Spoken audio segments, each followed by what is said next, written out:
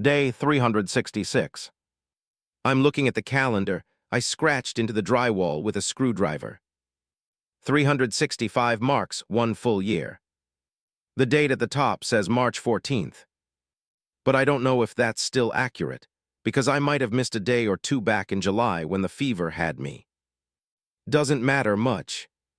The world ended, and I'm still breathing. And that's about all the measuring that counts now. My name is Gordon. Gordon Petrie, 52 years old. Used to work at an insurance company in Boise. Had an ex-wife named Tricia who got the house in Meridian. And I got weekends with my daughter Lily, who's 16 now, or maybe 17 depending on whether her birthday already passed. I don't know if they're alive. I don't think about it most days, because thinking about it makes my hands shake and I need my hands steady. I was a prepper.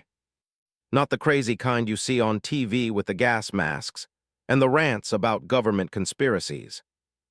Just the practical kind. The kind who remembered Hurricane Katrina and the Texas freeze and thought, yeah, maybe having some extra rice and a way to filter water isn't such a bad idea. I had a blog about it. Called it Reasonable Readiness, which Tricia said was the most boring name she'd ever heard, but that was kind of the point. I wasn't selling freeze-dried astronaut food or bunkers. I was selling the idea that normal people should have a plan. My plan worked mostly. I'm in a house in the north end of Boise. Not my house. Mine was an apartment near Franklin, which was way too exposed when things went bad.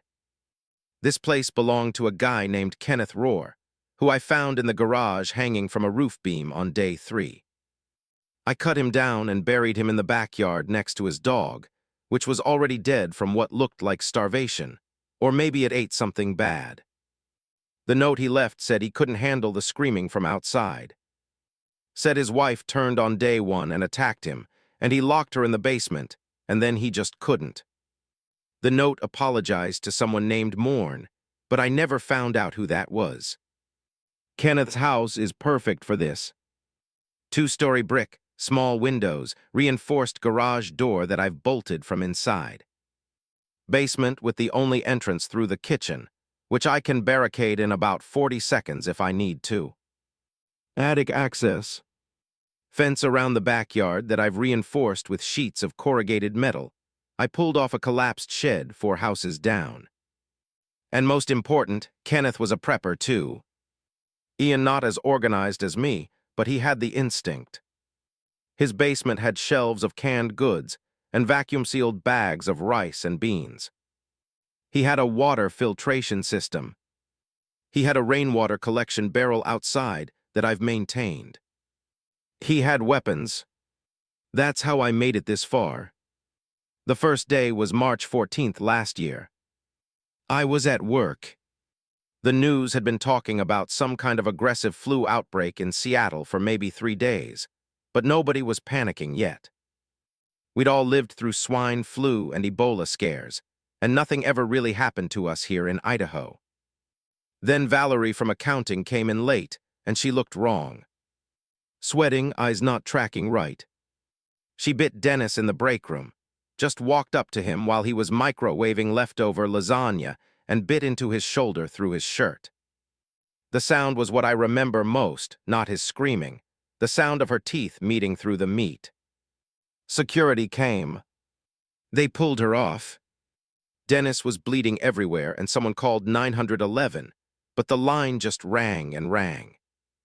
Then Valerie got back up, even though security had tackled her hard enough that her head bounced off the tile and there was blood coming from her ear. She got up and her eyes were clouded over like milk, and she made this sound, this wet rattling sound, and she went for security guard Todd and got his throat before anyone could react. I ran. I'm not proud of that, but I'm alive because of it. I ran to the stairwell instead of the elevator. I ran to my truck in the parking garage.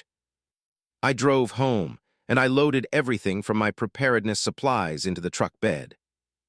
The food, the water filters, the first aid kit, the radio, the solar charger, the weapons.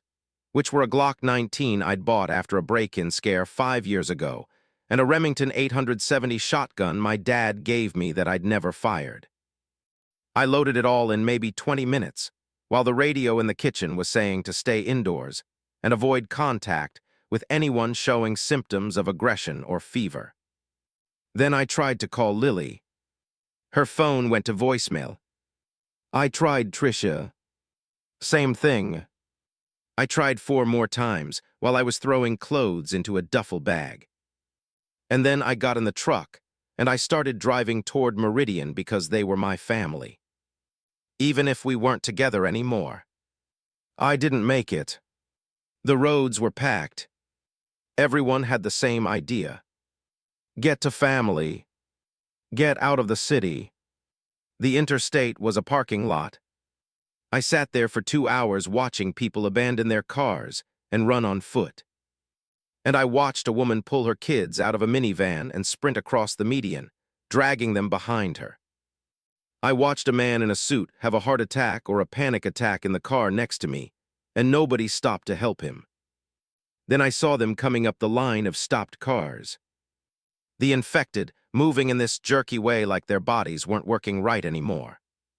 There were dozens of them. They were pulling people out of cars. I heard the screaming get closer. I put the truck in reverse and drove on the shoulder backwards until I could swing around. And I went north instead of west, away from Meridian, away from Lily and Tricia. I told myself I'd circle back. I told myself I'd find another route. I never did. By nightfall, the radio was just emergency broadcast tones. By the next morning, the power was flickering. I was already at Kenneth's house by then. I'd remembered it because Kenneth commented on my blog once. We'd emailed back and forth about water storage. He'd invited me to see his setup, and I'd said maybe sometime and never followed through. But I remembered his address, 4847 Riddenbaugh Street. I remembered because Riddenbaugh was my grandmother's maiden name, and it stuck in my head. I broke in through a back window, found Kenneth in the garage, found his wife in the basement, and she wasn't dead yet. She was tied to a support pole with electrical cord, and she was snapping at the air, and her wrists were raw where she'd been pulling against the cord. I shot her in the head with the Glock, and the sound in that enclosed space made my ears ring for 6 hours. That was day 3. Now it's day 366, and I'm still here. The infected don't think. I learned that fast. They hear sound and they move toward it. They see movement and they chase it. But they can't problem solve. They can't open doors unless the door is already ajar, and they kind of fall through. They can't climb. I watched one trying to get up a ladder someone left leaning against a garage, and it just kept grabbing the rungs and falling backwards. They're persistent, though. They'll stand at a door and push against it for hours, days even. I had 3 of them standing at the back fence, pushing against the same spot until the wood started to splinter. And I had to go out there at night and quietly hammer extra supports across the inside. They rot slower than you'd think, but they do rot. The ones from the first week are falling apart now, missing chunks, bones showing through, but they keep moving as long as the brain is intact. I've seen one with no lower jaw dragging itself across a yard. I've seen one with both legs gone pulling itself forward with its arms. The smell used to make me vomit, but I don't notice it much anymore. It's just the smell of outside now. Food was easy at first. Kenneth supplies, then careful runs to nearby houses. I'd go out at dawn when the infected are slower. Something about the cold, maybe, or the lack of stimulus overnight makes them sluggish for a few hours after sunrise. I'd move quiet. I'd avoid streets. I'd go through backyards and over fences. I'd hit a house and take what I could carry and get back before full light. I got good at it. There was a grocery store 6 blocks south that I thought about for months before I tried it. Too risky, too open. But by month 4, my supplies were getting thin, and I needed to take chances. I went at night during a rainstorm because the rain masks sound, and the infected seemed confused by it. They stand there with their heads tilted back like they're trying to understand what's hitting them. The store had been looted, but not thoroughly. People went for the obvious stuff. Bread which was molded, milk which was rancid, canned soup which was mostly gone. But they missed things. I found 40 lb of rice in the back storage area. I found cases of energy drinks. I found spices, which don't seem important until you've been eating plain boiled rice for 2 months, and you'd kill for some garlic powder. I found vitamins. I found dog food, which I tried once when I was desperate. And it's not as bad as you'd think if you fry it with some oil. Costa made 6 trips to that store over 3 weeks. Each time taking a different route, never establishing a pattern. That's how you survive. No patterns, no routines they can predict, even if they can't really predict anything because they're too far gone for that. Water was harder. The taps ran for maybe 2 weeks and then nothing. I had Kenneth's rain barrel. I had a filtration system. I had bleach for purification. But you need so much water. Drinking, cooking, washing. I cut back on washing. I haven't showered in a year. I wipe down with a wet cloth every few days. I smell like sweat and old clothes, and I don't care. There's a creek about a mile east. I've gone there 4 times with a cart I made from a kid's wagon and 5-gallon buckets. It's dangerous because it's open ground, but the water runs clean enough and I filter it and boil it. And I'm still alive, so it must be working. I garden now. Kenneth had some seeds in the garage. Tomatoes, lettuce, green beans. I planted them in the backyard in raised beds I built from fence boards. I used dirt from the compost pile Kenneth had going, which was full of worms, and that seemed like a good sign. The plants grew, I harvested. It's not enough to live on, but it supplements. Fresh food, vitamins, something to do with my hands. I have chickens. That sounds crazy, but it's true. I found them on day 78, wandering loose in someone's yard 3 streets over. 4 hens. I caught them with a fishing net and carried them back in a plastic storage bin. They live in Kenneth's shed. I feed them scraps and grain I found in a feed store. They lay eggs.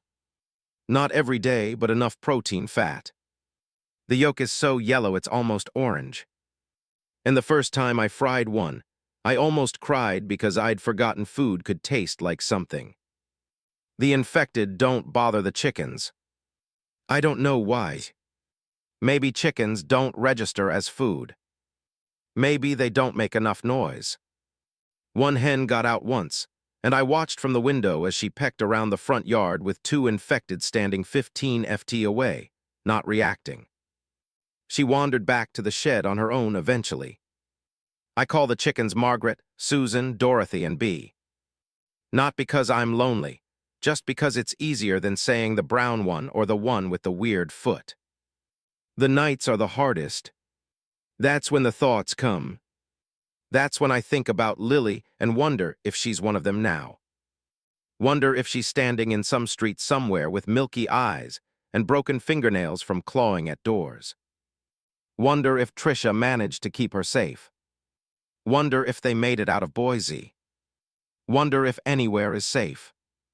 I have a radio. Shortwave. I listen every night. Mostly it's static.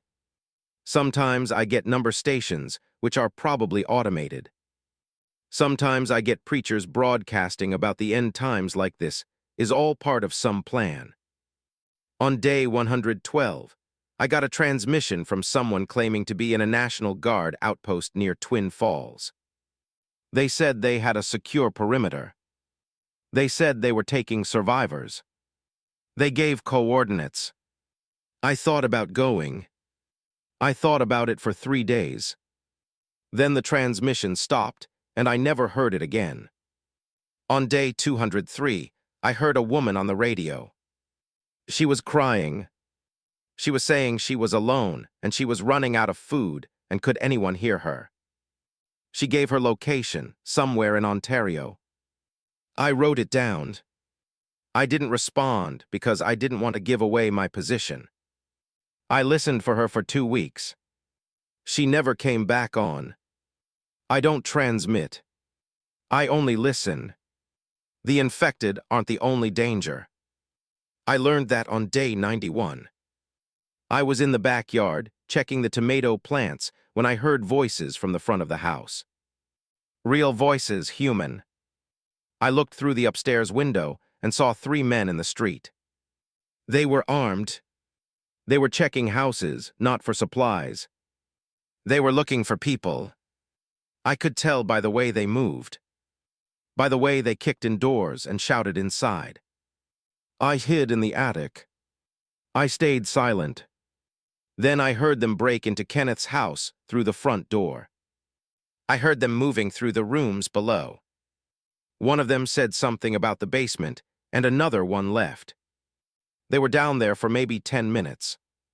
Then I heard them leave.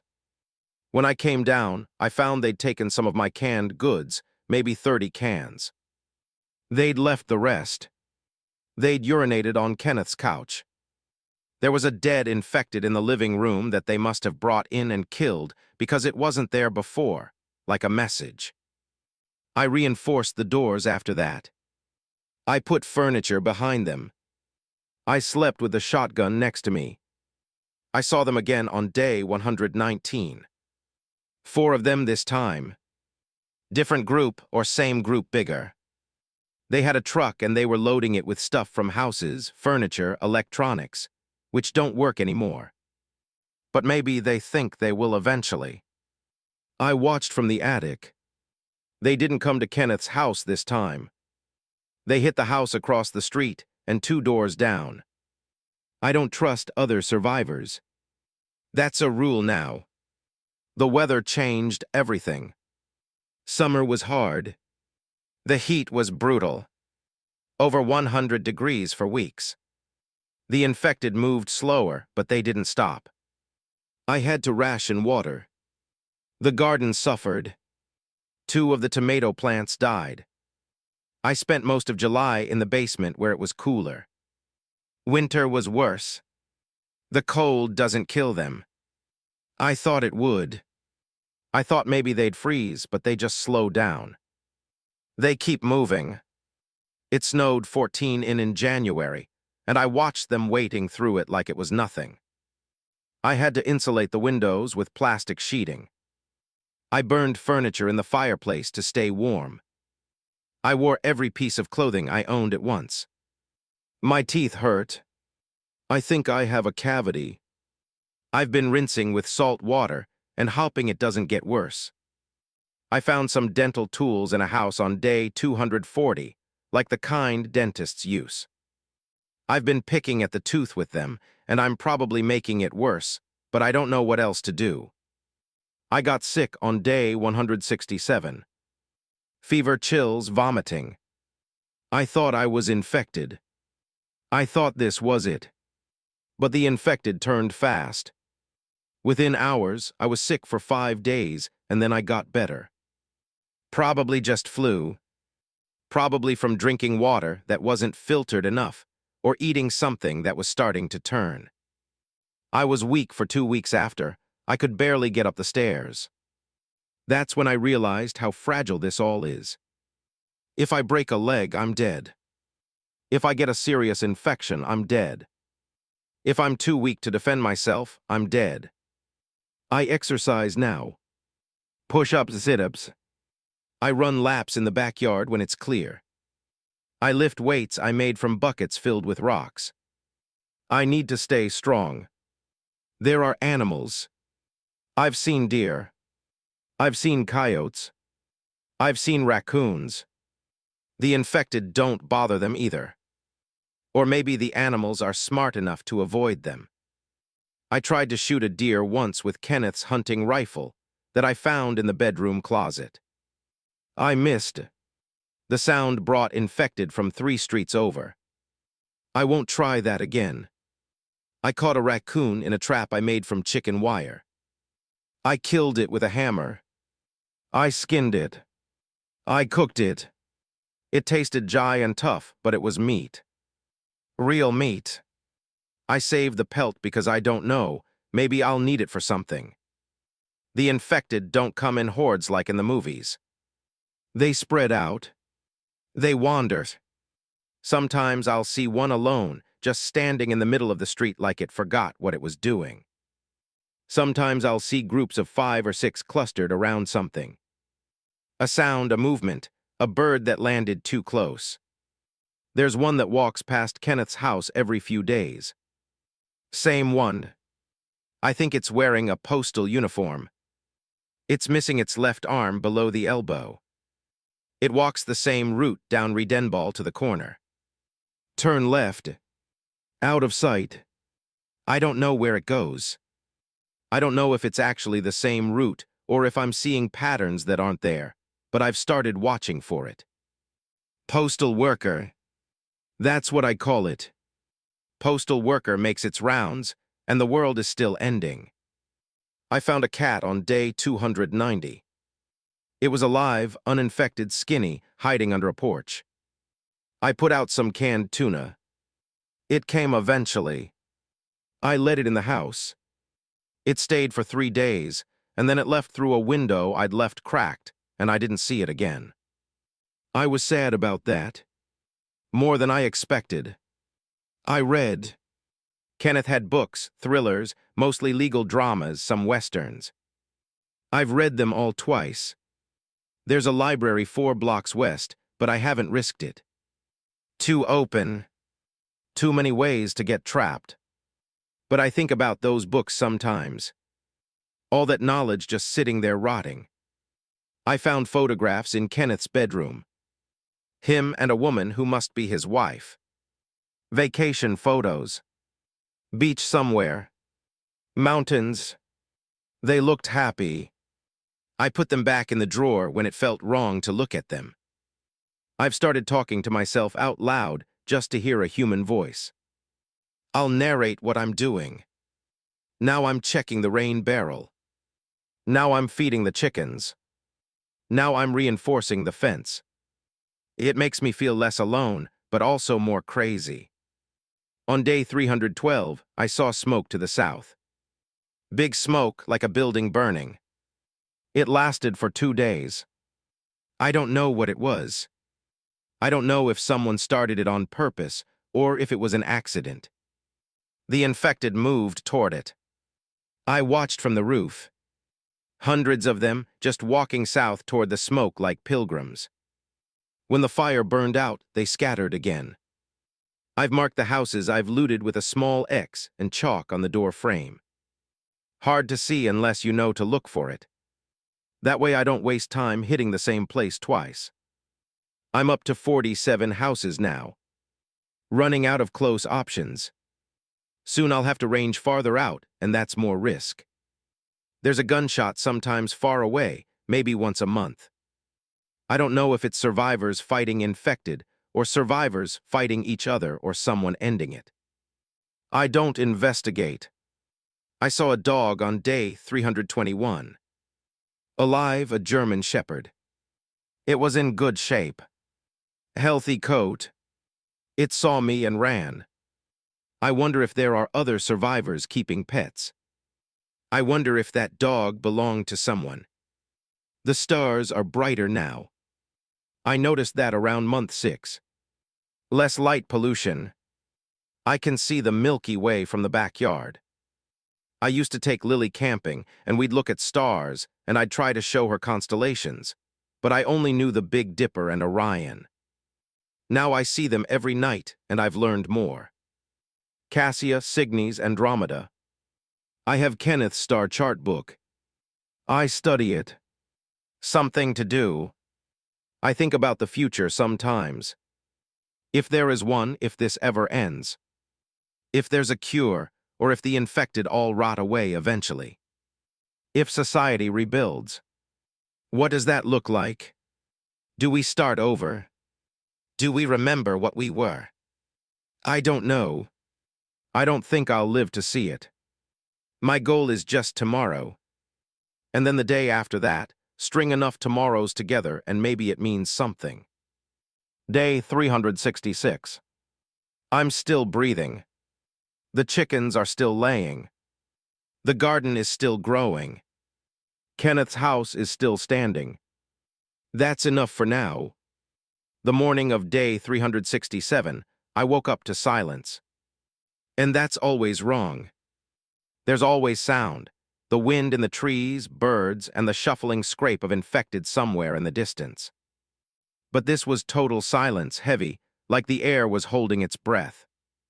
I got up from the mattress on the bedroom floor. I keep the bed itself pushed against the door as a barricade. I moved to the window, peeked through the gap in the boards I'd nailed over it. The street was empty. No infected, not even postal worker who's usually wandering by around dawn. Empty streets are dangerous. Means something drew them away. Means something is happening somewhere else. Means I need to be ready. I did my routine. Check all the entry points. Front door barricaded. Back door barricaded. Basement access blocked. Garage door secure. Windows covered and latched. Everything locked down. Then I ate breakfast. Can of peaches. Stale crackers I'd found in a cupboard 2 weeks ago in a glass of filtered water. I ate slow because eating slow makes the food last longer in your head, even if it doesn't actually fill you more. The silence continued. I went up to the attic. There's a small vent up there that I can see through if I'm careful. It gives me a view of the neighborhood. North, I can see 4 streets. East, I can see the roof line of what used to be an elementary school. South, there's a water tower in the distance. West, there's just houses and trees. I scanned the area. Nothing moving, no smoke, no sounds, just empty. I didn't like it. By noon, the silence broke. I heard engines, multiple vehicles coming from the east. I watched through the vent and saw them. A convoy, 5 trucks, big ones. Pickup trucks with cages welded onto the beds. They were moving slow down the main road, stopping at intersections. Men with guns standing in the truck beds scanning around them. This was organized. This was planned. I ducked back from the vent. My heart was pounding. Organized groups are worse than infected. Infected are predictable. People aren't. The trucks passed by heading west. I waited, listened. They didn't stop. The engine sounds faded. I let out a breath I didn't know I was holding. An hour later, I heard the gunfire. Automatic weapons, long bursts coming from the west where the trucks had gone. Then explosions, small ones, grenades maybe. The gunfire continued for 20 minutes, then silence again. I stayed in the attic. I watched around sunset. The trucks came back. Only 3 of them now. They were moving faster. The men in the backs looked tense. One truck had something in the cage. I couldn't see what. They passed by and kept going east. I didn't sleep that night. Day 368. Nothing happened. I worked the garden. I fed the chickens. I boiled water. I reinforced a weak spot in the back fence. Normal routine. But I kept the shotgun with me. I kept listening. Day 369. I heard screaming, human screaming coming from the north. Multiple voices. It lasted for maybe 2 minutes. Then it stopped. I didn't investigate. You don't investigate screaming. That's how you die. That afternoon, there was smoke again. Small column a few streets over. It burned out by evening. Day 370, I found a handprint on the back fence. Fresh. The paint was smudged. Someone had touched it recently. I examined the ground outside the fence. Footprints, boot treads, multiple people, and they'd been right outside my perimeter. I checked the fence thoroughly. No breaches, no weak points. They'd just been passing through, maybe, or they'd been checking, seeing what was here. I spent the rest of the day watching from different windows. I saw no one. Day 371, it rained. Heavy rain. I set out every container I had to catch it. Buckets, pots, bowls, free water. I stood in the backyard and let it soak me. First time I'd been properly wet in months. The rain was cold. It smelled like ozone. I stood there for 10 minutes, just feeling it hit my skin. When I came back inside, I saw movement in the street. I looked through the front window boards. There was a woman. She was stumbling, not infected, stumbling, hurt, stumbling. She was holding her side, blood on her shirt. She was looking at the houses, like she was trying to decide which one to approach. She saw Kenneth's house. She started toward the front door. I grabbed the shotgun. I moved to the door. She knocked 3 times. Weak knocks. "Please," she said. Her voice was rough, pained. "Please, I need help." I didn't answer. She knocked again. "I know someone's in there. I saw you in the yard in the rain. Please." I stayed silent. This could be a trick. People use wounded as bait. Someone could be waiting nearby. "I'm alone," she said. "I'm not infected. I'm bleeding. I just need somewhere to sit down for a minute, please." I looked through the peephole Kenneth had installed. She was maybe 30. Blonde hair matted with rain and blood. She was pressing her hand against her left side, just above her hip. Blood was seeping between her fingers, and she looked behind her nervously. She was scared. I made a decision, probably a stupid one. I moved the bed from the door. I unlocked the deadbolt and the chain. I opened the door 6 in, with a shotgun pointed through the gap. "Hands where I can see them," I said. She raised her hands, winced with pain. "Okay. Okay. Turn around slow." She turned. No weapons visible. No backpack. Nothing except the wound. "Who else is with you?" "No one. I swear I got separated from my group. Please, I'm losing a lot of blood." I opened the door wider inside fast. She stumbled in. I shut the door behind her and locked it. She stood there swaying. Up close, she looked worse, pale, sweating despite the cold rain. The wound was still bleeding. "Sit." I pointed to a chair. She sat heavily. "Thank you. Thank you so much." I kept the shotgun on her. "What happened?" "We were attacked yesterday. There's a group. They have trucks, guns. They've been raiding camps, taking supplies, taking people." She pressed harder against the wound. "We tried to fight them off. Didn't work. You alone now?" "Yes. Everyone else is dead or taken." I hid. Waited until they left, started walking. Then I felt the bleeding start up again, and I couldn't anymore. I studied her. She could be telling the truth. The convoy I saw yesterday, the gunfire, the screaming, it fit. "Let me see the wound," I said. She lifted her shirt. There was a gash maybe 4 and long, just above her hip. Deep. Still bleeding, but not arterial. Probably from a knife or shrapnel. "I need to clean that," I said, "in case you need stitches." "You know how to do that?" "I've read about it. Never done it on a person." She laughed weakly. "Better than nothing." I got my first aid kit. I boiled water. I poured some of Kenneth's whiskey into a cup and made her drink it. She grimaced. I poured more over the wound. She screamed. I told her to bite down on a leather belt. I threaded a needle with fishing line because I didn't have medical suture.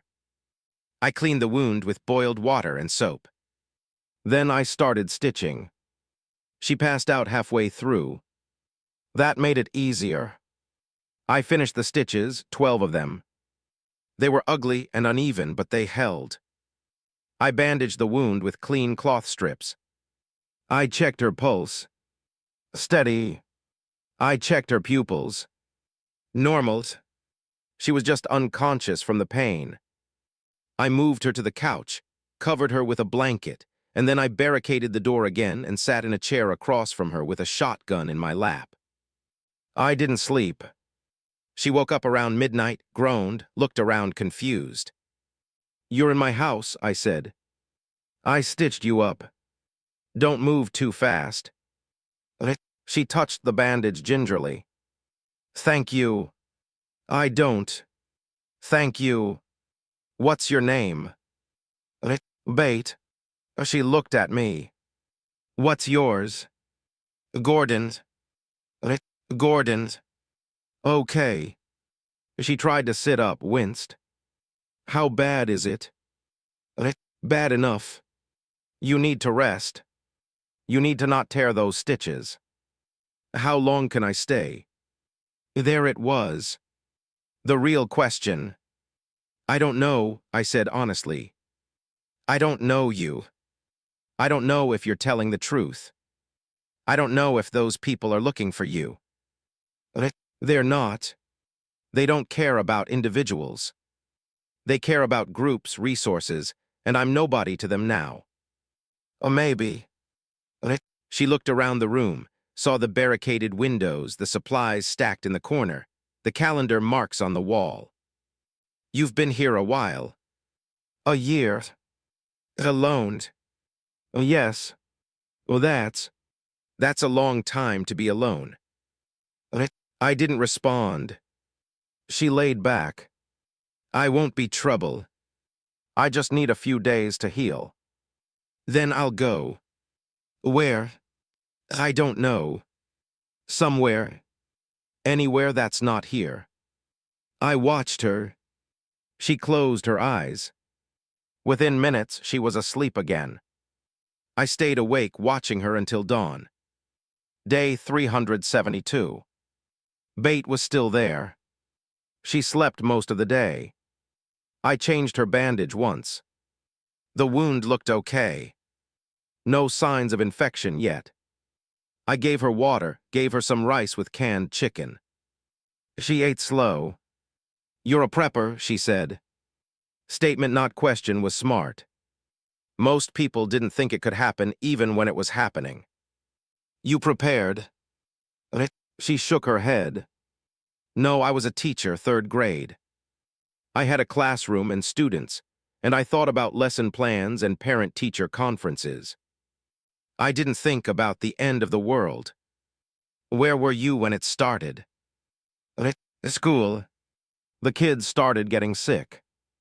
Then the parents came to pick them up, and some of them were sick, too. It spread so fast. One of the kids bit another kid. Then it was chaos.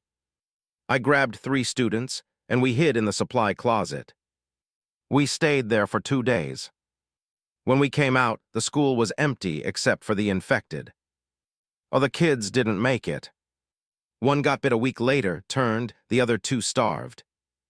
I couldn't find enough food for all of us." Her voice was flat dead. "I stopped trying after that. Just survived for myself." We sat in silence. "This group that attacked you," I said. "Tell me about them." "They call themselves the Reclamation. At least that's what one of them said. They think they're rebuilding, taking back resources. But really, they're just raiders. They kill anyone who won't join them. Take everything. They have a base somewhere.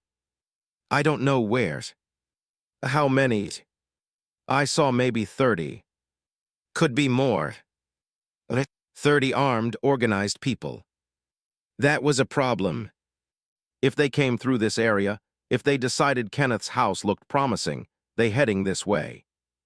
They were heading west yesterday. I don't know if they'll come back. I hoped they wouldn't. Bate stayed. Day 373. Day 374. She was getting stronger, moving around more, helping with small tasks. She fed the chickens. She helped me haul water.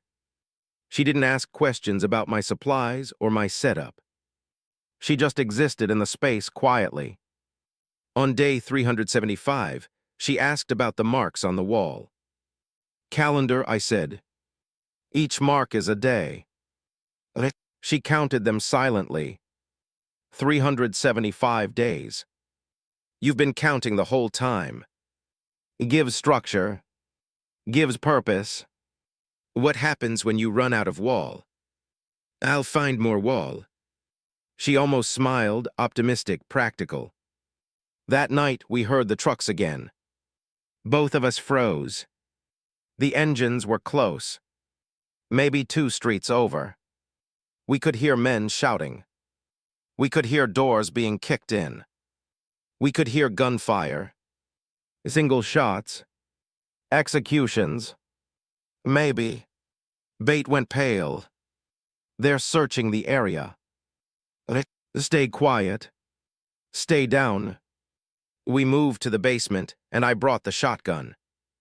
We sat in the dark listening. The sounds got closer. 1 street over now. I could hear them ransacking houses, breaking things, laughing. Then they were on our street. I heard them at the house next door. Heard them breaking in. Heard them inside. Heard them leave. Heard them at the house across the street. Same thing. Then footsteps on Kenneth's porch. Bate grabbed my arm. I could feel her shaking. I put my finger to my lips. Silence. Someone tried the door. Rattled the handle. Knocked. Heavy fist on wood. Is anyone in there? A male voice. Rough silence. Looks locked down pretty good, another voice said. Could be something worth taking. Break it down. Nah. Too much effort. We got enough already. Mark it and we'll come back if we need to. Footsteps leaving. A spray can sound when they were marking the door. I heard them move to the next house. Heard the sounds fade. Heard the truck start up again.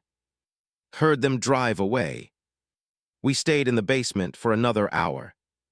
Then I went up to check. Looked through the peephole. The street was empty.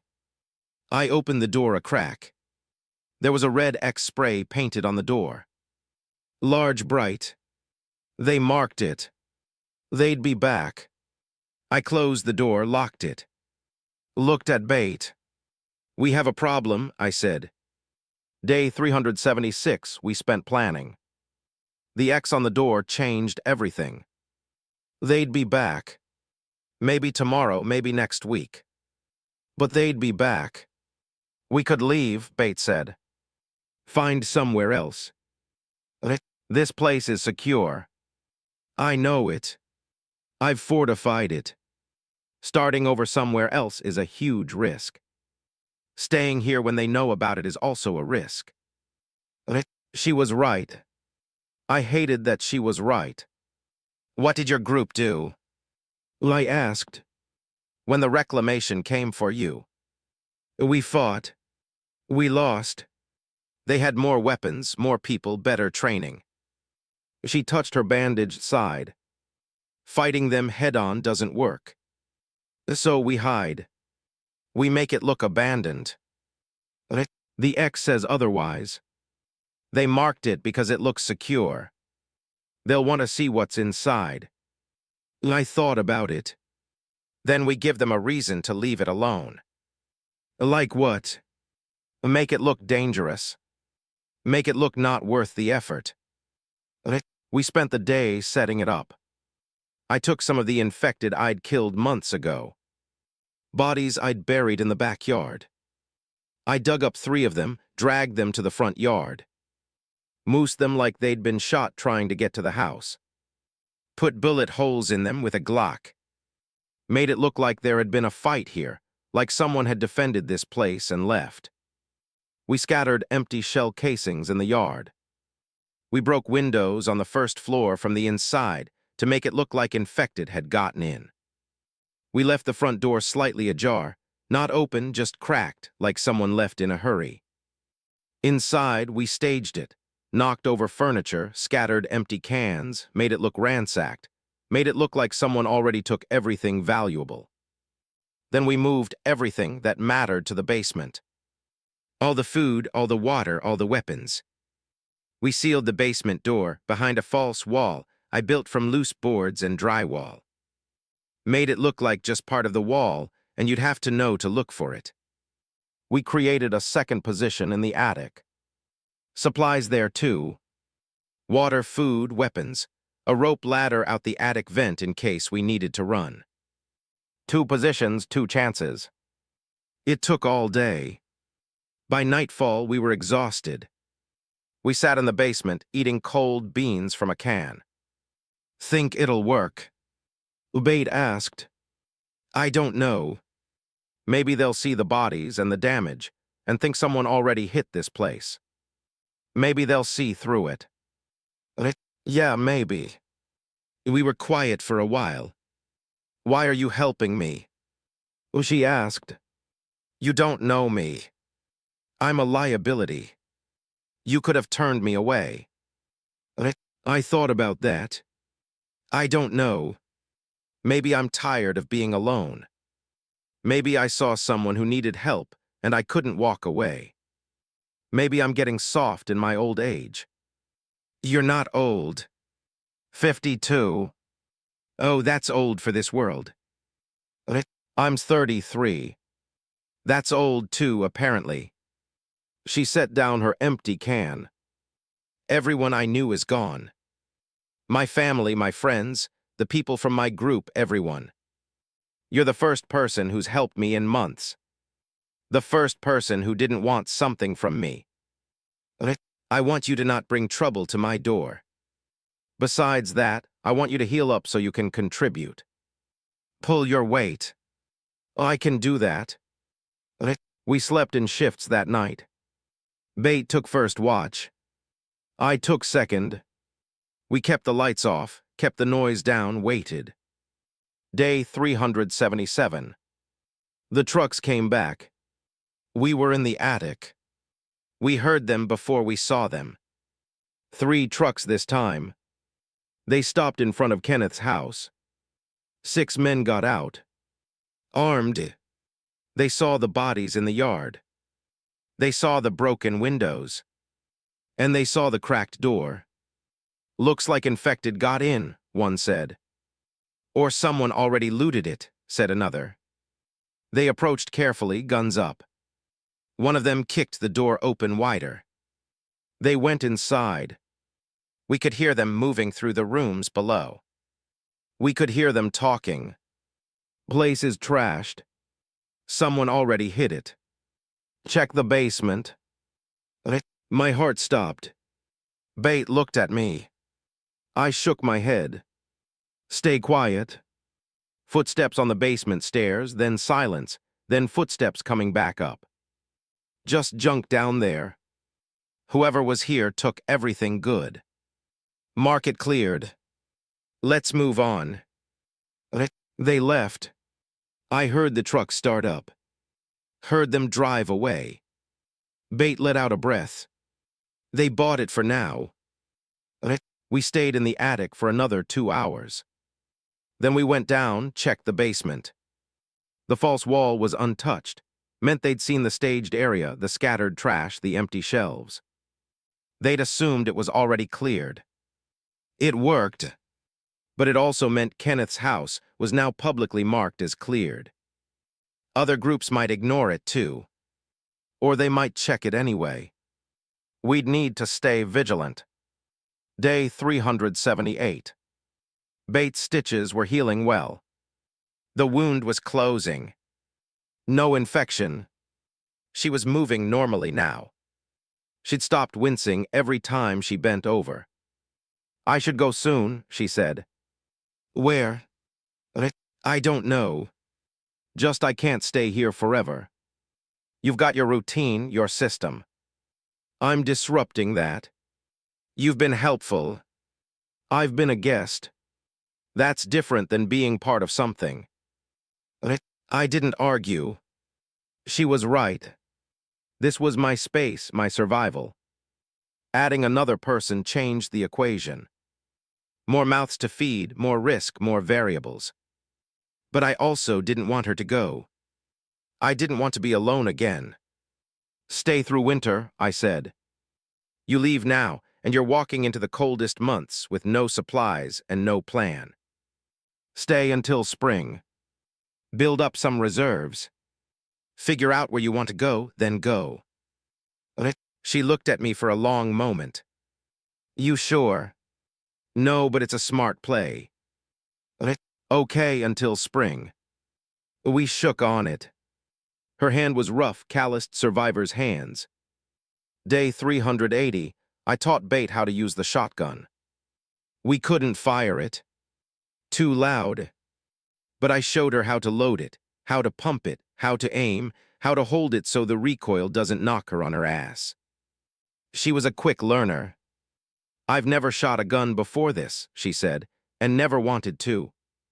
Things change. Yeah. Day 385. We had our first big argument. I was checking the chickens, and I found one dead. Not killed by a predator, just dead. Old age maybe, or disease. I was examining it when Bate came outside. We should eat that, she said. It died of unknown causes. Could be sick. Or it could be meat. When was the last time we had real chicken? It's a risk. Everything is a risk. We cook it thoroughly. It'll be fine. I didn't want to, but she was right. Meat was meat. We plucked it, cleaned it, cooked it over a fire in the basement fireplace until it was charred. We ate it. It was tough and dry, but it was food. We didn't get sick. Day 390. I found tracks in the snow outside the fence. Not human, not infected. Animal large. I followed them with my eyes. They circled the property, came close to the chicken shed, then moved on. Could be a dog, Bates said when I told her. Could be a wolf or coyotes. Wolves in Boise. I've seen deer. I've seen raccoons. Why not wolves? We reinforced the chicken shed that night. Added extra boards. Made sure the door was secure. Day 400. I realized I'd stopped marking the calendar. I'd missed 5 days. I went back and added the marks, but I didn't remember what happened on those days. They'd blurred together. That scared me. When you stop marking days, you stop caring about time. When you stop caring about time, you stop caring about survival. I made a rule. Calendar gets marked every morning. No exceptions. Day 407, it snowed again. Heavy snow. 2 feet. East. The infected slowed to almost nothing. I watched one trying to walk through the drifts. It took 10 minutes to go 20 FT. Then it fell and couldn't get back up. It just laid there moving its arms and legs uselessly like an overturned beetle. The snow was beautiful, quiet. It covered everything, the bodies, the trash, the decay. For a moment, the world looked clean. Bate and I built a snowman in the backyard. I don't know why. It seemed important. She made the head. I made the body. We used rocks for eyes and a carrot from the garden for a nose. We stood back and looked at it. Looks stupid, she said. Yeah, I love it.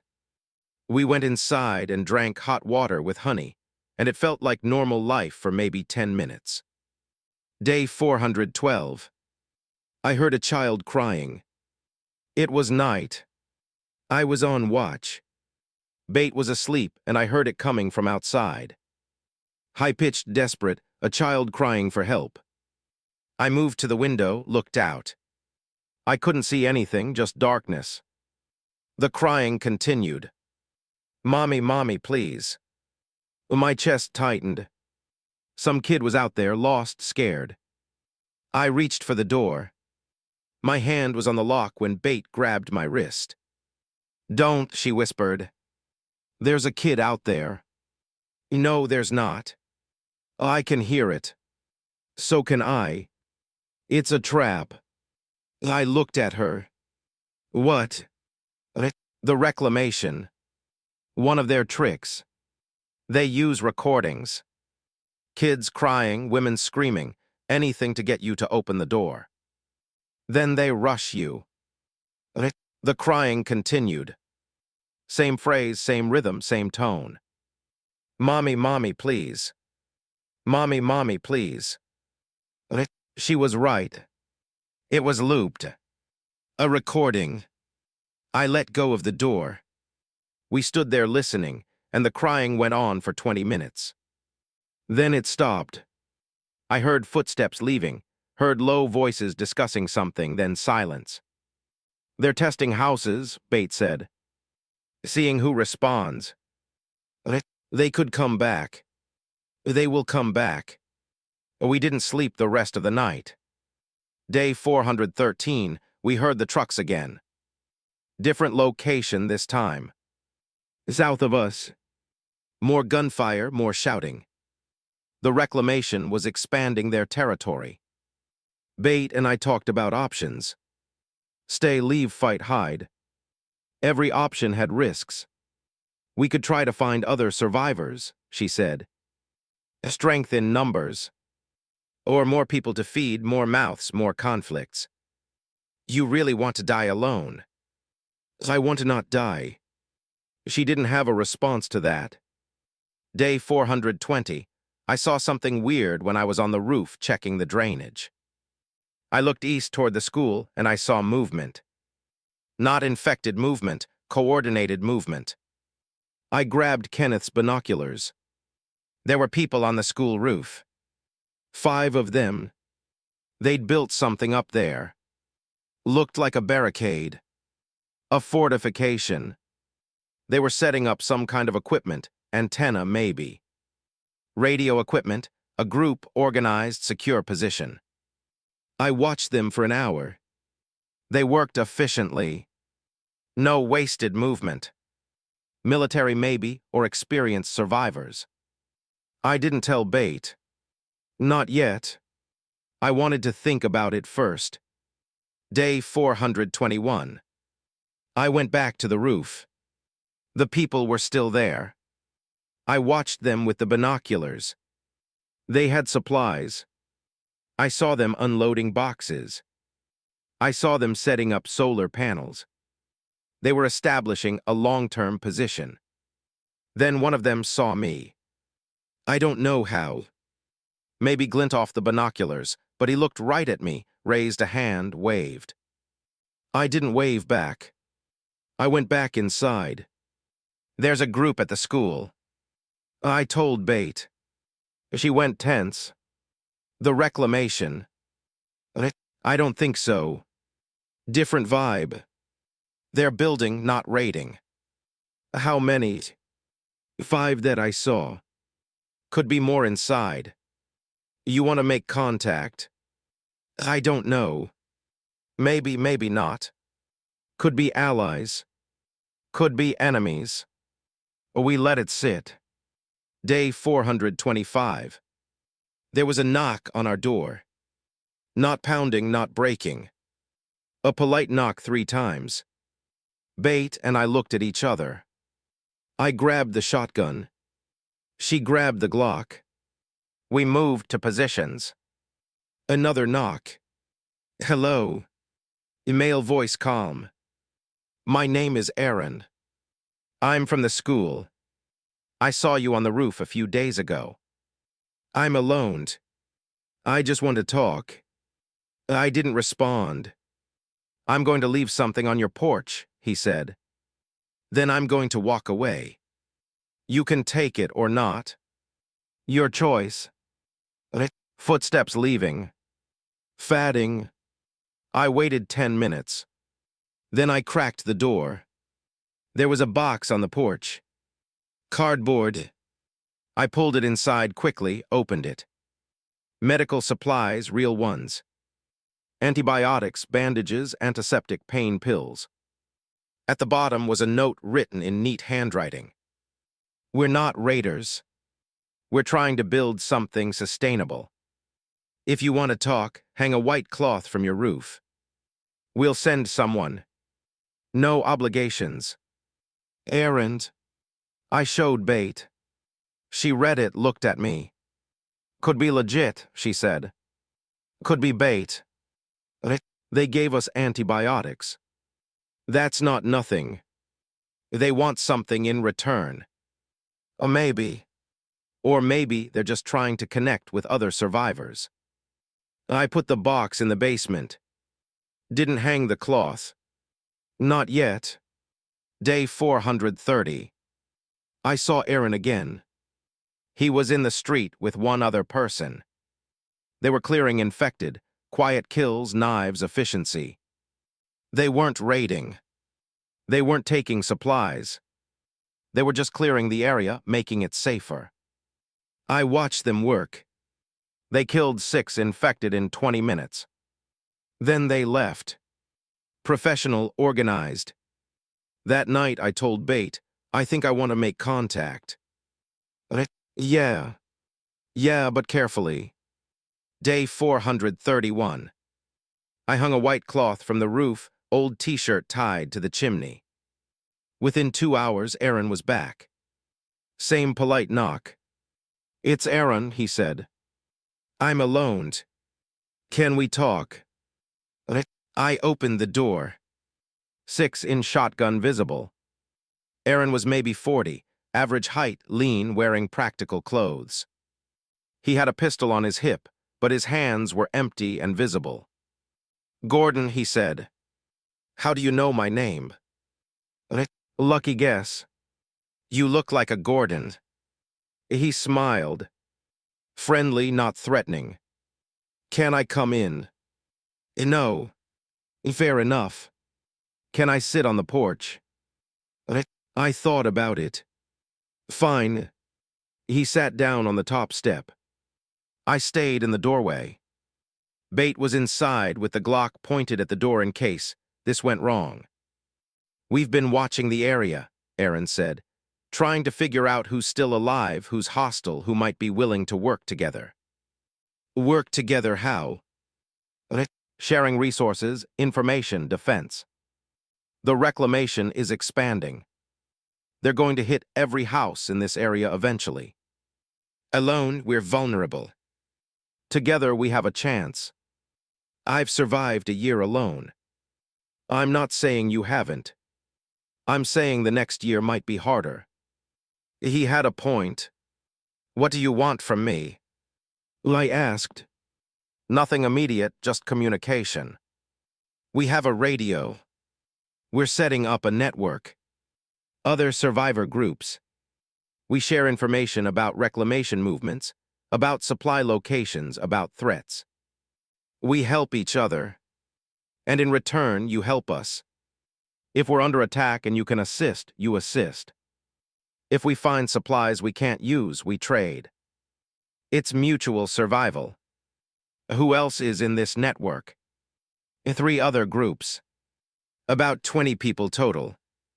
All vetted. All trustworthy. How do I know you're trustworthy? You don't. That's the risk. But we gave you medicine. We're not asking you to leave your position or join our group. Just communicate. Share information. That's all. I considered it. I'll think about it. That's all I ask. He stood up. I'll come back in a week. You can give me an answer then. He walked away. Calm. No pressure. I closed the door. What do you think? I asked Bate. I think we need allies. I think the reclamation is going to keep growing. I think going it alone worked for a year, but might not work forever. You trust him? Not yet, but I want to. Day 438, Aaron came back. I gave him my answer. I'm in. Conditionally, I keep my position. I keep my autonomy. I help when I can, but I don't take orders. Understood, Aaron said. He handed me a radio. Small battery-powered. Channel 7, we do a check-in every 3 days at noon. Share information. You don't have to participate every time. Just listen. When you're ready to contribute, you contribute. I took the radio. Welcome to the network, he said. He left that night. I turned on the radio, tuned to Channel 7, listened. Static at first, then voices. This is Hawk's Nest. All clear today. No reclamation activity in our sector. Copy Hawk's Nest. This is Riverside. We spotted a convoy moving south on Federal. 3 trucks armed. Copy Riverside. Sanctuary. You copy Sanctuary copies. We'll watch for them. Professional, organized, real. I set the radio down, looked at Bate. We're part of something now, she said. Yeah. For the first time in a year, I wasn't completely alone. Day 445, I participated in my first radio check-in. This is Gordon. North End near Riddenball. I've got eyes on a red X-marked house. Reclamation marked it but moved on. Appears they're focusing on the west side currently. Copy Gordon. This is Aaron at Sanctuary. Thanks for the intel. Anyone else seeing reclamation movement? 2 other voices reported in. No sightings. Things were quiet. It felt good. Contributing, being part of something. Bate listened to the check-ins with me. She didn't talk on the radio. She wasn't ready for that yet. But she listened. Day 453, the reclamation hit Hawk's Nest. We heard it on the radio. Panicked voices, gunfire in the background. Sanctuary, this is Hawk's Nest. We are under attack. Multiple trucks, heavy weapons. We need. The transmission cut off. Aaron's voice came on. Steady, calm. All units, this is Sanctuary. Hawk's Nest is under assault. Do not attempt to intervene.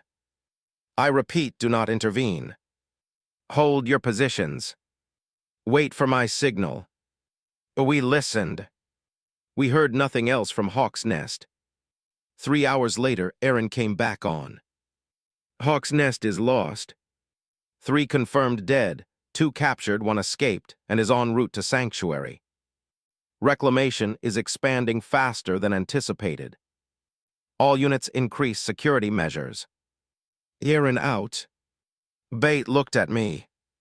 That could have been us. I know. Day 460, we had our first network meeting. Aaron organized it. Neutral location. Abandoned fire station 2 mi south. We'd all arrived separately. Stay armed. Stay cautious. Bate and I debated going. It could be a trap, I said. It could be, but if we're going to be part of this network, we need to meet them eventually, see who we're working with. She was right. We went. We brought both guns. We brought a knife, but we moved at dawn when the infected were slow. The fire station was secure. Aaron had scouted it. There were 5 of us total. Aaron and 2 people from Sanctuary, a woman named Rita from Riverside, and me and Bate. We sat in a circle in the garage bay. Someone had brought coffee. Real coffee. I almost cried when I smelled it. Aaron started. "Thank you all for coming. I know trust is hard, but we're stronger together. Let's go around. Introduce yourselves. Share your setup. Be honest about what you can contribute." Rita went first. She was maybe 60. Gray hair tough as nails. She'd been a nurse before. She was holed up in an apartment building near the river. She had medical knowledge. She had supplies. She had a clear line of sight for miles. Next was a young guy named Tyler, early 20s. He was with Aaron at Sanctuary. Former Army, new weapons, new tactics. He looked nervous but competent. Then a woman named Jocelyn, also with Aaron. She'd been an engineer. She was working on long-term solutions, water purification, power generation, sustainable food. Then me, Gordon, 52, it guy before prepper. I've got a fortified position, good supplies, 1 year of survival experience. I can contribute information. I can contribute defense if needed. Then Bate, 33, I was a teacher. I'm staying with Gordon. I'm recovering from an injury, but I'm functional.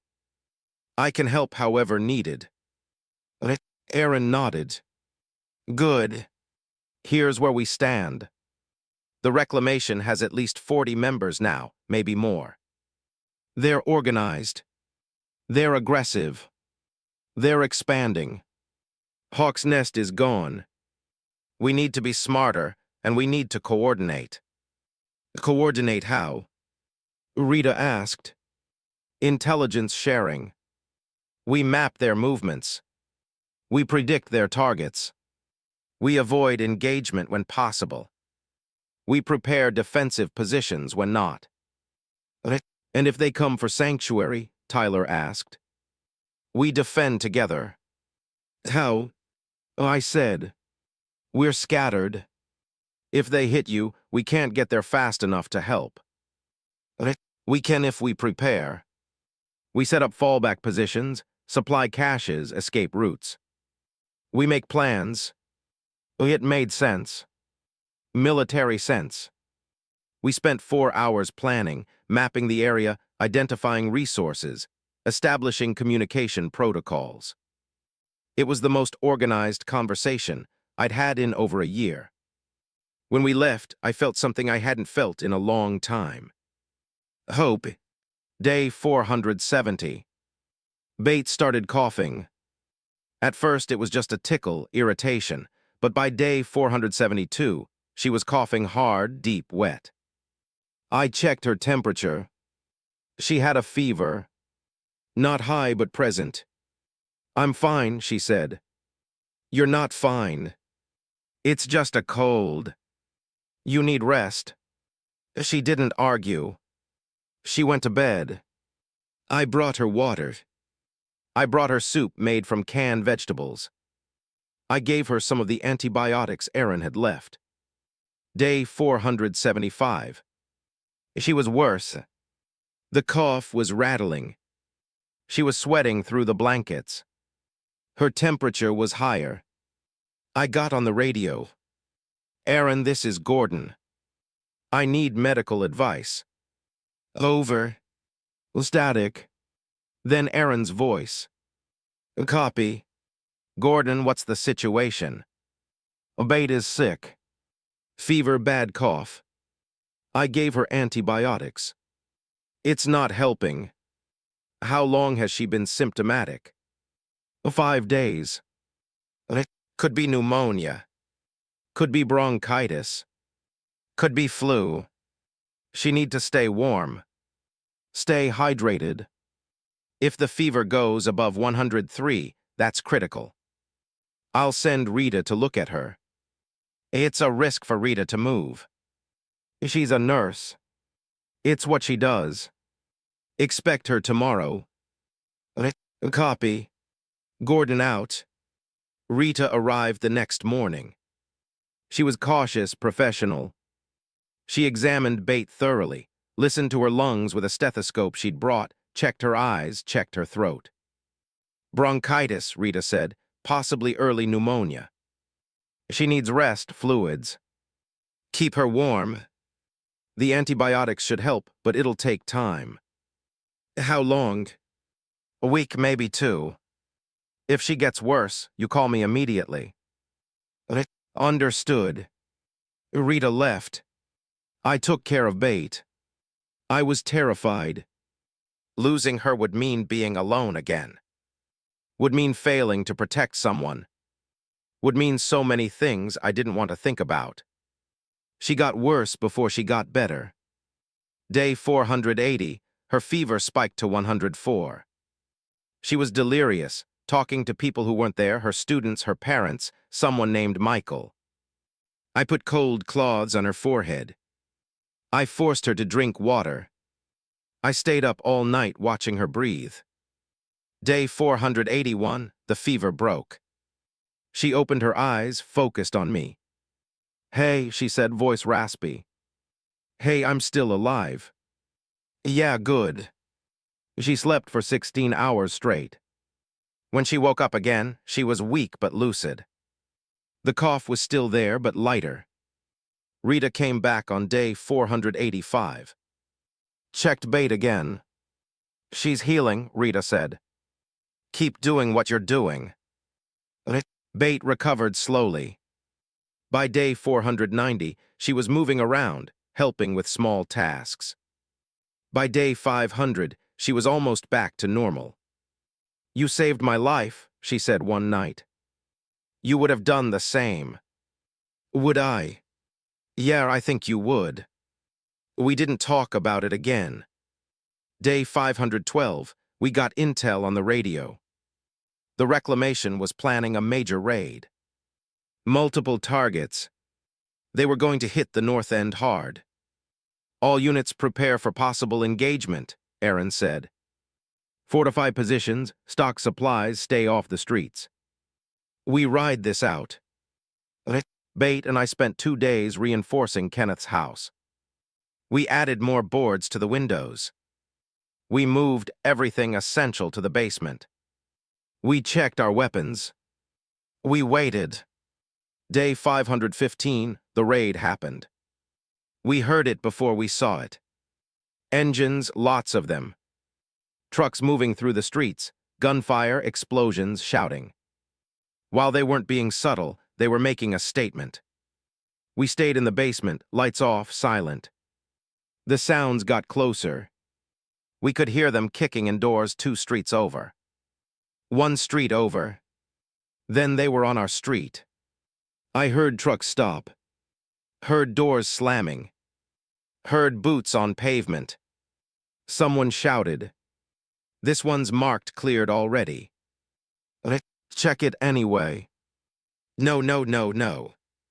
Footsteps on the porch. The door rattled. Someone pushed against it. It's barricaded from inside. So someone's in there. Or it was barricaded before it was cleared. Doesn't matter. Break it down. They started hitting the door. Heavy impacts. The barricade was holding, but it wouldn't hold forever. Bate looked at me. Her eyes were wide. I made a decision. I grabbed the shotgun. I moved to the basement stairs. I positioned myself where I had a clear line to the door. What are you doing? Bate whispered. If they get in, I'm not going down without a fight. The door splintered. 1 more hit and it would give. Then a voice shouted. Reclamation units fall back. We got infected coming in from the east. Mass group fall back to the trucks. The hitting stopped. Footsteps running. Engine starting. Trucks peeling away. I stayed frozen. Shotgun aimed at the door. Silence. Then I heard them. The infected. Lots of them moving down the street, drawn by the noise of the raid, drawn by the engines and the shouting and the gunfire. Dozens of them, maybe hundreds. They passed by the house. Some bumped against the walls, some scratched at the windows, but they kept moving, following the sound of the trucks where we stayed in the basement for 6 hours. When we finally came up, I looked through the peephole. The street was empty. The door was damaged but intact. We'd survived. I got on the radio. "Aaron, this is Gordon. We're okay." They tried to breach, but infected drove them off. "Over." "Copy, Gordon. Sanctuary is secure. Riverside is secure. Tyler's position was hit. He's injured but alive. We're regrouping." "Aaron out." Bates sat down on the couch, put her head in her hands. "That was too close," she said. "Yeah, we can't keep doing this."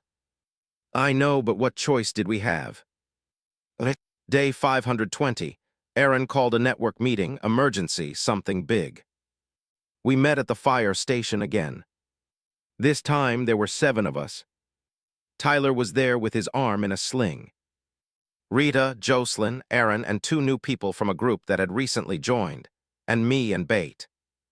Aaron looked tired, older than last time I'd seen him. "The reclamation is becoming unsustainable," he said. "They're hitting every position. They're taking everything. They're killing people. We can't just hide anymore." "What's the alternative?" Rita asked. "We leave." Silence. "Leave where?" I asked. "North. There's a community in McCall. We've made radio contact. They're established. They have walls, farmland, power. They're taking refugees."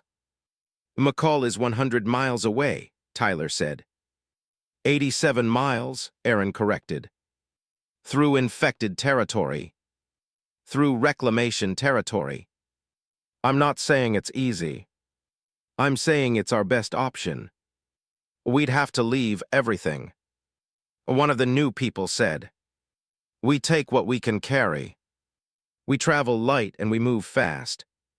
"How many can make the trip?" Ubaid asked. "All of us. If we're smart, if we're careful." I thought about it. Leaving Kenneth's house. Leaving a year of preparation. Leaving security. But Aaron was right. We couldn't keep hiding. Eventually the reclamation would get us, or the infected would, or we'd run out of supplies, or we'd get sick or injured or old. The call offered a future, maybe. "I'm in," I said. Bate looked at me. "You sure?" "No, but I'm in anyway." One by one, the others agreed. We were doing this. Day 530, we started preparing. We packed supplies. We planned the route. We identified safe houses along the way. We coordinated timing. We'd leave in groups. Smaller groups attracted less attention. We'd leapfrog. One group would move to a safe point. Radio back. Next group would move. It would take a week, maybe more. I packed light, food, water, weapons, medical supplies, a change of clothes, the radio. That was it. I looked at Kenneth's house one last time. Day 535, we left. Me and Bate, Tyler, we were the first group. We'd make it to a gas station 12 mi north. Secure it. Radio back. We moved at dawn. Quiet, careful, avoiding streets, cutting through yards and alleys. The infected were everywhere. We saw them in clusters, standing, wandering. We gave them wide berths. We stayed silent. 3 hours in, we ran into a problem. A bridge we needed to cross was blocked. Abandoned cars, bodies, infected milling around. "And we go around," Tyler said. We backtracked, found another route. It added 2 miles. 6 hours in, we reached the gas station. It was clear. We secured it. I got on the radio. Aaron, this is Gordon. We're at waypoint 1. All clear. Over. Copy, Gordon. Group 2 will move tomorrow. Hold position. Aaron out. We settled in. The gas station had been looted, but there were places to hide. We took shifts on watch. Day 536, Group 2 arrived. Aaron, Jocelyn, Rita. They'd had no problems. We moved together to Waypoint 2, an abandoned farmhouse. This became the pattern. Move, secure, wait, move. Day 542, we were 60 me in. We'd lost one person, one of the new guys. He'd been grabbed by infected during a crossing. We couldn't save him. We had to keep moving. The guilt was heavy. Day 548. We saw McCall in the distance. The community. Walls made from shipping containers, guard towers, smoke from fires. We approached carefully. We were stopped by guards. Real guards with real uniforms. We're refugees, Aaron said. We made contact by radio. You said you're accepting people. The guard looked us over, counted us. 6. We'd started with 8. You're expected, he said. Welcome to New Macall. They let us in. Inside the walls, it was different. There were people, living people working, farming, building. There were children. I saw a little girl, maybe 7 years old, playing with a dog. A dog. A living dog. Bates started crying. I didn't blame her. We were processed, checked for bites, questioned about our skills, assigned housing, given food, real food, chicken, vegetables, bread, and I ate slowly, savoring it. That night, I lay in a real bed for the first time in over 500 days. Bate was in the next room, Tyler down the hall, Aaron and the others nearby. I closed my eyes. We'd made it. Day 560, I started working. Everyone works in New Macall. That's the rule. You contribute or you leave. I was assigned to the water treatment team. My prepper knowledge was useful. I knew filtration. I knew purification. I helped maintain the systems. Bate was assigned to the school. They had a school, real classes for the kids. She taught 3rd grade again. She came back to the housing unit every day with stories about the kids, about their questions, about their resilience. It was almost normal. Day 575, I met the council, the people who ran New Macall, and there were 5 of them. Former mayor, former police chief, a doctor, an engineer, a farmer. They interviewed me, asked about my experience, about my year alone, about my preparedness background. We're always looking for people with skills, the former mayor said. Her name was Patricia. We're building something here, something sustainable. We need people who think long-term. I'm not a leader, I said. We're not asking you to lead. We're asking you to contribute your knowledge, train others, help us prepare. I agreed. Day 600, I gave my first class, Preparedness Basics. 20 people attended. I taught them about water storage, food preservation, security measures, the things I'd learned the hard way. They listened. They took notes. They asked questions. It felt good. Passing on knowledge, making sure others survived. And Bates sat in on the class. She smiled at me from the back row. Day 650. There was an attack, not the reclamation. A different group, bandits. They tried to breach the north wall. The guards repelled them. 3 bandits dead, 1 guard injured. It was over in 10 minutes. But it was a reminder. The walls weren't perfect. Safety wasn't guaranteed. That night I couldn't sleep. I kept thinking about Kenneth's house, about the year I spent there, about how I'd survived alone. Could I still do that if I needed to? Day 697, Bate and I had a conversation. I want to stay, she said, in Numacall. Build a life here, whatever that means now. Yeah. I'm tired of running, tired of just surviving. I want to live. What does that look like? I don't know. Teaching, maybe helping build housing, maybe gardening, just existing, being part of something. It sounds good. What about you? I thought about it. I don't know. I'm still figuring out how to trust this. Trust that it's real, that it'll last. It might not, but isn't it worth trying? Or maybe.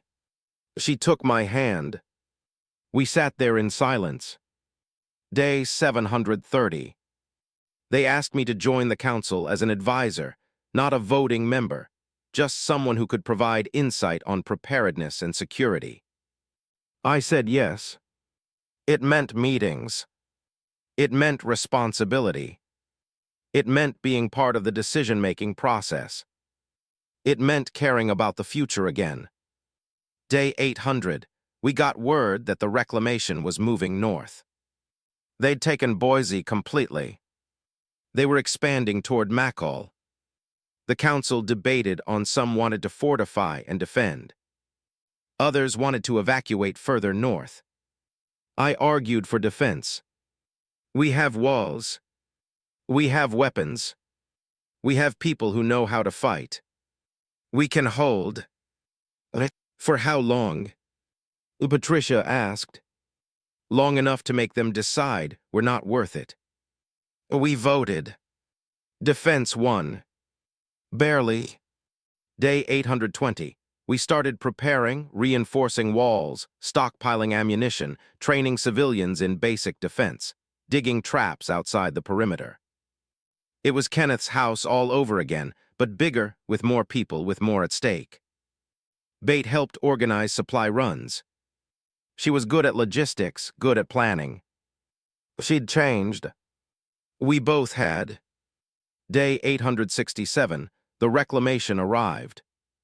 20 trucks, at least 60 people, heavy weapons. They set up camp 2 mi south. Now we watched them from the walls. They watched us back. For 3 days, nothing happened. Just a standoff.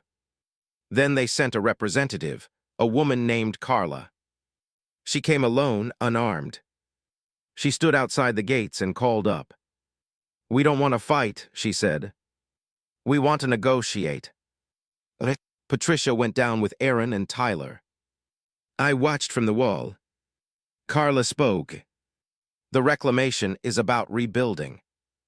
We're taking control of resources so we can establish order. Join us and you'll be protected.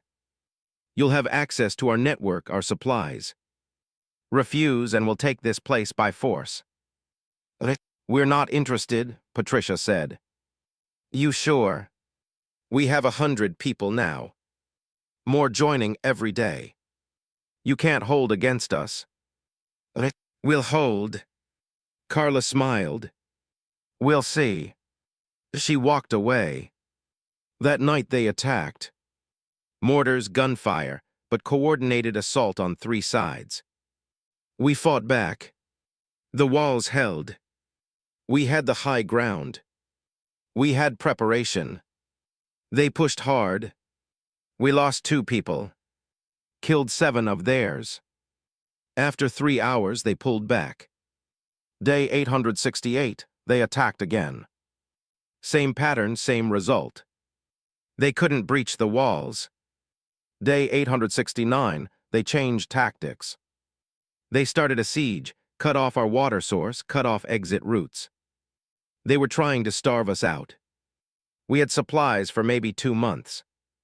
After that, we'd be in trouble. The council met every day, debating options. We could try to break the siege. We could try to negotiate. We could try to wait them out.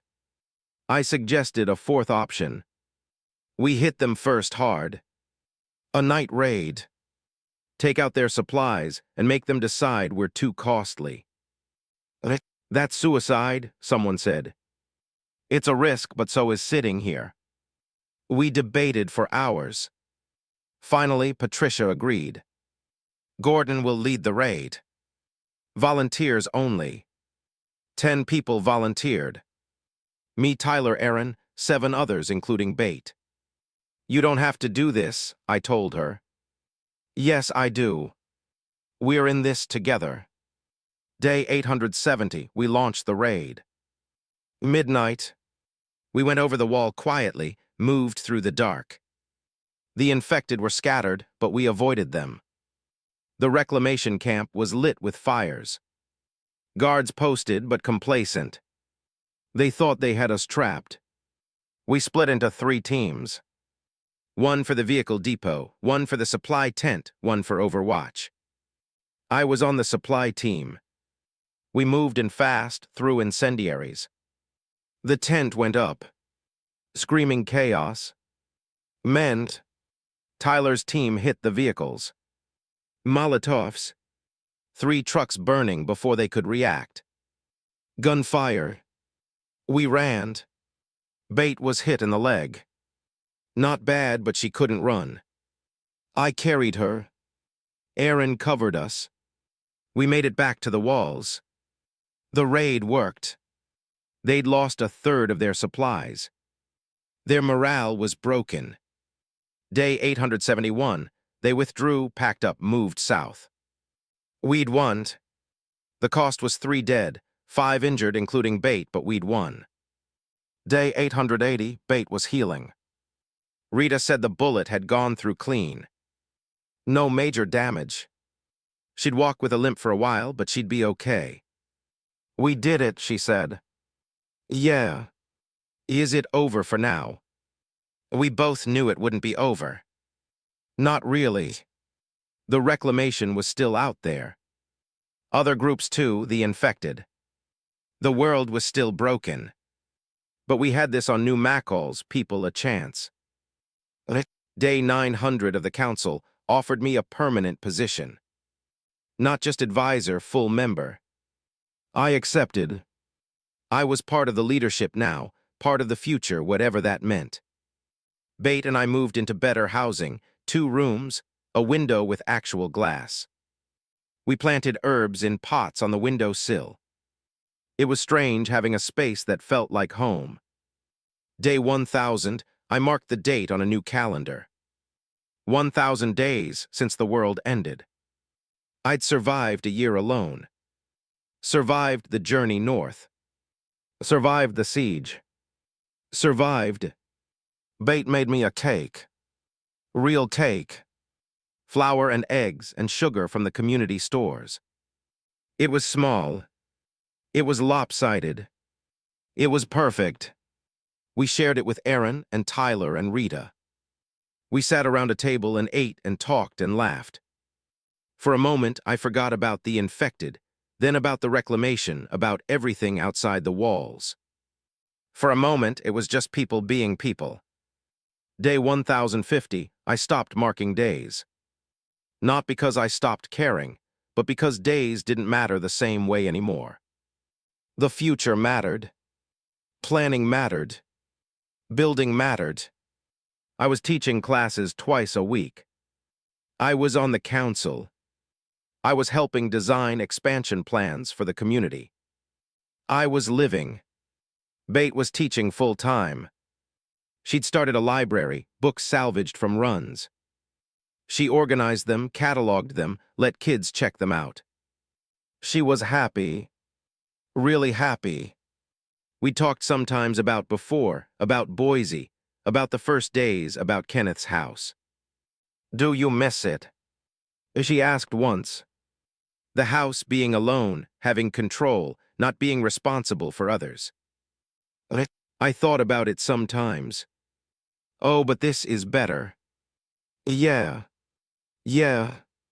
She kissed me first time. Soft, tentative. I kissed her back. We didn't talk about what it meant. We just let it be.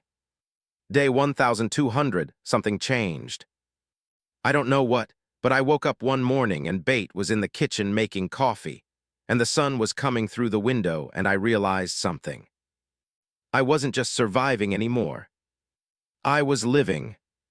The infected were still out there. The reclamation was still a threat. The world was still broken. But inside these walls, we had something. Community, purpose, hope. I walked over to Bate, put my arms around her. She leaned into me.